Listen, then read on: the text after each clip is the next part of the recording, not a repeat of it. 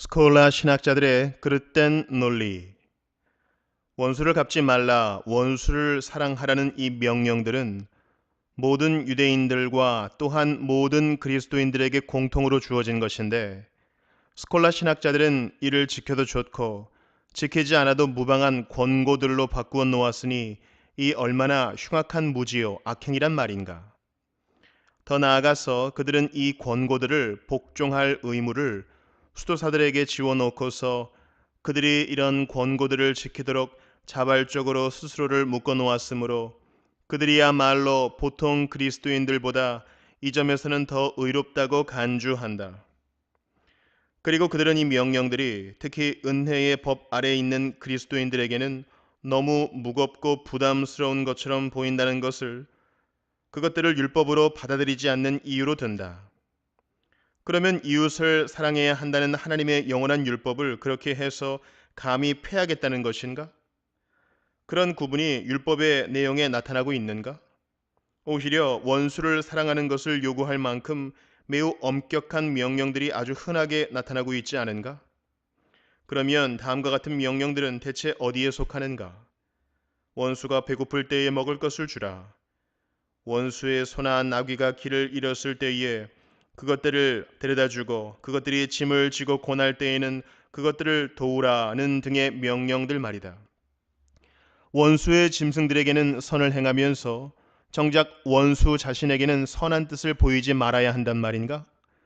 원수 갚는 것이 내게 있으니 내가 갚으리라 라는 주님의 말씀이 영원한 것이 아니란 말인가?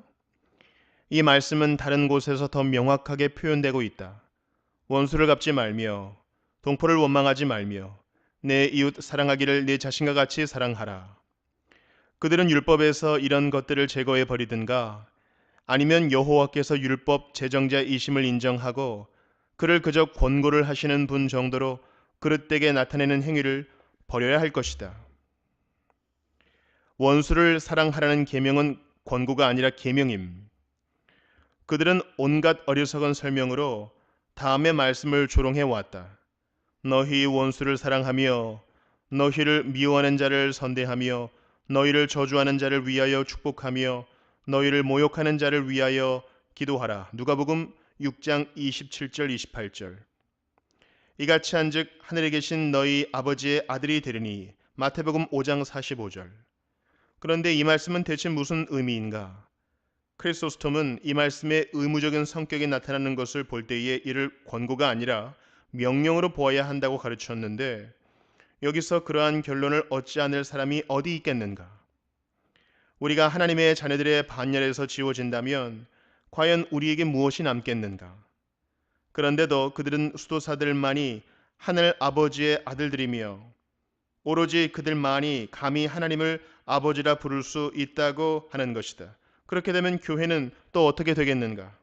이런 논리로 따지면 교회는 이방인과 세리의 무리로 전락해버릴 것이다. 왜냐하면 그리스도께서 이렇게 말씀하시기 때문이다.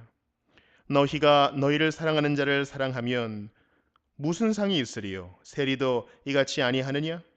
또 너희가 너희 형제에게만 무난하면 남보다 더하는 것이 무엇이냐? 이방인들도 이같이 아니하느냐? 마태복음 5장 46, 47절. 하늘나라의 기업을 다 빼앗기고 그저 그리스도인이라는 이름만 우리에게 남아있다면 꽤나 다행스럽기도 하겠다. 아우구스티누스의 다음과 같은 발언도 이에 못지않게 설득력이 있다. 주께서 간음하지 말라고 명령하실 때에는 친구의 아내는 물론 원수의 아내까지도 범하지 말라는 것이다. 도둑질하지 말라고 명령하실 때에는 친구에게서든 원수에게서든 일체 도둑질을 하지 말라는 것이다. 바울은 도둑질하지 말라와 간음하지 말라라는 이 두 가지 계명을 사랑의 규범과 연관시킨다. 사실 그는 그 계명들이 내 이웃을 내 자신과 같이 사랑하라는 계명 속에 포함된 것으로 가르치고 있다. 그렇다면 바울이 율법을 그릇되게 해석했던가 아니면 원수를 친구와 똑같이 사랑하라는 계명에서부터 그것이 필연적인 결과로 나오든가 둘 중에 하나일 것이다. 그렇기 때문에 그 사람들은 하나님의 자녀들 모두에게 똑같이 해당되는 그 멍에를 방자하게 뒤흔들어 벗겨버림으로써 자기들이 사탄의 자녀들임을 스스로 드러내고 있는 것이다. 그런데 그들이 이런 그릇된 가르침을 퍼뜨리는 것이 무지의 소치인가 아니면 그들의 뻔뻔스러움에서 나오는 것인가에 대해서 의혹을 가질 수도 있을 것이다. 교부들은 한결같이 이것들이 실질적인 계명들이라는 것을 사실을 선포하고 있다. 심지어 그레고리우스의 시대에도 이 사실에 대해서 의심이 없었다. 그레고리우스 자신도 이를 강력하게 선언하고 있다. 그는 이것들이 계명이라는 사실을 논란의 여지없는 사실로 받아들이는 것이다. 그러니 그들의 주장이 얼마나 어리석은가. 이 계명이 그리스도인들에게 너무도 무거운 짐이 될 것이라니 말이다. 그렇게 따지면 마음을 다하고 뜻을 다하고 힘을 다하여 하나님을 사랑하는 일보다 더 어려운 일이 어디 있겠는가. 이 계명과 비교하면 그 어떠한 계명도 원수를 사랑하라는 계명이든 우리 마음에서 복수심을 제거하라는 계명이든 이보다는 쉬운 것이다. 그러나 연약한 우리들에게는 이 모든 계명들이 심지어 율법의 지극히 사소한 것까지라도 다 힘들고 어렵다. 그러나 우리가 덕스럽게 행하는 바는 바로 주 안에서 그렇게 행하는 것이다. 주께서 명령하시는 바를 우리에게 주옵시고 뜻하시는 바를 명령하옵소서. 우리가 은혜의 법 아래에서 그리스도인이 되었다는 것은 율법 바깥에서 마음대로 방황한다는 것이 아니라 그리스도 안에 접붙임을 받아 그의 은혜로 우리가 율법의 저주에서 해방되었고 또한 그의 성령으로 말미암아 우리 마음에 율법이 새겨졌다는 것을 의미하는 것이다. 이 은혜를 바울은 법이라 부르는데 이는 엄밀한 의미가 아니라 그가 은혜와 대비되는 것으로 말하는 하나님의 율법을 암시하는 것뿐이다. 그런데 이 사람들은 이 법이라는 용어를 자기들의 온갖 헛된 사색들의 근거로 이용하고 있는 것이다. 소죄의 구분의 부당함. 그들은 첫째 돌판을 어기는 은밀한 불경건함이나 마지막 계명을 직접적으로 어기는 것을 가리켜 소죄, 경미한 죄라 부르는데 이에 대해서도 같은 말을 해야 할 것이다. 그들은 소죄를 고의적인 동의가 따르지 않는 욕망으로서 마음에 오래 남아있지 않는 것이라고 정의하고 있다. 그러나 나는 율법에서 요구하는 것들이 마음속에 없는 경우가 아니고서는 그것이 마음에 스며들 수조차 없다고 단언한다. 율법은 다른 신들을 두지 말라고 명령하고 있다. 불신앙의 교묘한 책략에 의해서 마음이 침체되어 다른 곳을 두리번거리거나 갑자기 다른 곳에서 행복감을 찾고자 하는 욕망이 생겨날 때에 그런 유혹들을 받아들이고자 하는 무언가 공허한 구석이 영혼 속에 있기 때문이 아니라면 대체 이런 잠깐 지나가는 충동들이 생기는 이유가 무엇이란 말인가? 구태여 논리를 더 길게 전개하지 않아도 마음과 뜻과 힘을 다하여 하나님을 사랑하라는 계명이 이미 우리에게 주어져 있다. 그러므로 우리의 영혼의 모든 것이 하나님을 사랑하는 데에 모아지지 않으면 우리는 이미 이 계명에 대한 복종을 저버린 것이다. 하나님의 나라를 대적하여 일어나 그의 계명들을 방해하는 원수들이 우리의 양심 속에 있다는 것은 바로 하나님의 보좌가 우리의 양심 속에 확고하게 서 있지 못한다는 것을 입증해 주는 것이기 때문이다.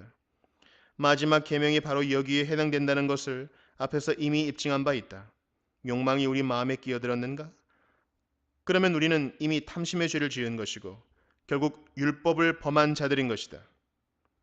주께서는 다른 사람에게 손해를 끼치는 일을 도모하거나 계획하지 말라고 명령하실 뿐 아니라 더 나아가서 탐심이 속에서 불을 뜻하는 것까지도 금하고 계시기 때문이다.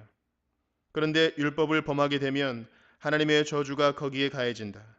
그러므로 아무리 가벼운 탐심이라도 사형 판결에서 면제받을 근거가 없는 것이다. 아우구스티누스는 이렇게 말씀하고 있다. 죄의 경중을 따질 때에 그릇된 저울을 가져다 놓고 우리가 좋아하는 것을 우리가 좋아하는 때에 우리가 좋아하는 방식대로 무게를 달아서 이것은 무겁다, 이것은 가볍다는 식으로 판단하지 말자. 성경이라는 하나님의 저울을 하나님의 보고에서 가져다 놓고 그것으로 무엇이 무거운지를 재도록 하자.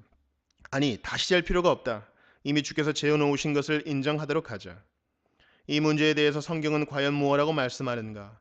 바울은 사망을 죄의 삭시라고 부르는데 여기서 그는 이와 같은 역겨운 구별에 대해서 전혀 모르고 있음을 드러내고 있는 것이다.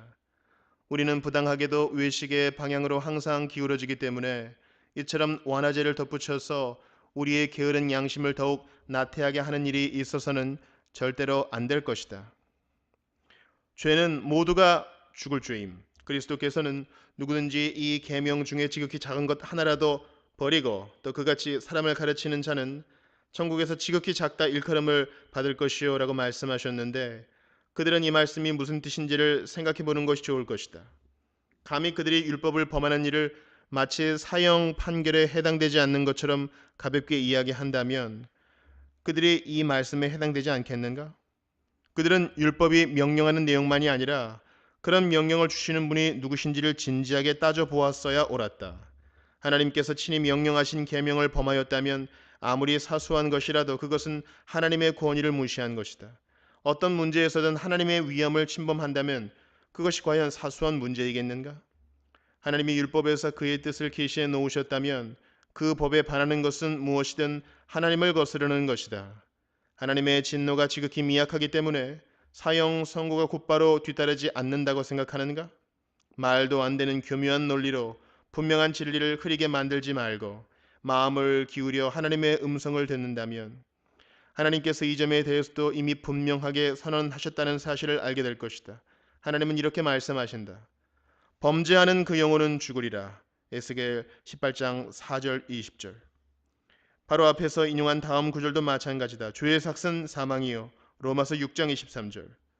죄라는 것을 부인할 수가 없어서 죄로 고백하기는 하지만 그들은 그것이 죽을 죄는 아니라고 주장한다.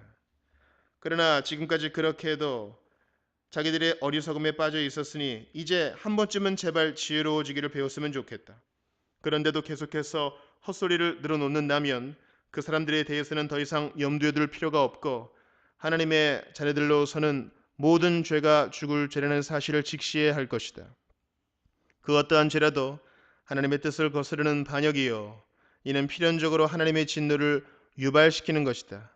또한 그 어떠한 죄라도 율법을 범하는 것이요. 이에 대해서는 단 하나의 예외도 없이 하나님의 심판이 선고되는 것이다. 성도들의 죄가 용서함을 받는 것은 그들이 성도이기 때문이 아니라 하나님의 긍휼하심으로 말미암아 죄 사함을 얻기 때문인 것이다.